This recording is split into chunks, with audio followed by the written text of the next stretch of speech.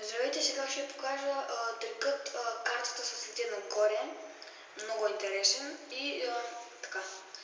Ще помолите зрител да ви каже число някакво от 1 до 10 и нека да ви да бъде 6.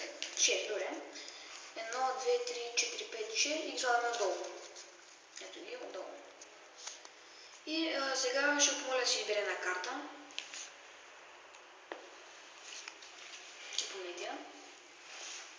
Помнихте ли? Да. Сега обърнете отново в цветето.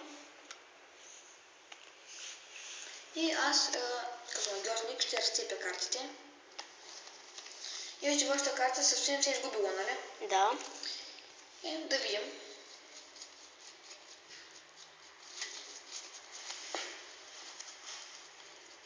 Тук виждаме една карта. Това не е вашата, нали? Не.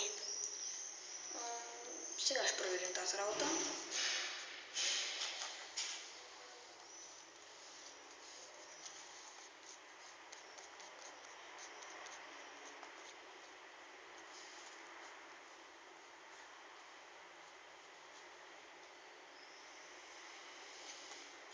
Тази ли е вашата карта? Не. Не, добре. Но със сигурност е ето тази.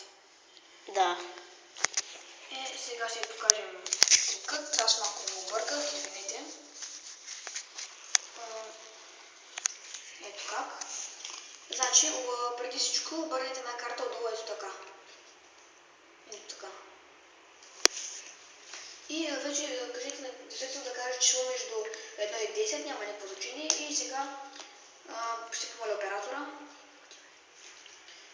Кажи някое число. 8, например. 1, 2, 3, 4, 5, 6, 7, 8 и ги слагаме отдолу. Като гледаме, естествено, те да не се виждат. Да не видят обърнатата карта. И сега си избира човек една карта, като прикривате ето тази да не се вижда. Изберете някаква карта. Тя е? Шестица каро. Добре, да я. Шестица каро. Слагате една отгоре на децето и цепите някъде толкова и заравите. След това показвате карта на човека и виждате една карта, но това не е неговата. И в момента нашия зрител, оператор, казва числото 6, нали? Да. Така че, която карта тук е обърната, броите плюс 1. Ето той каза 6, значи броите 7 карти.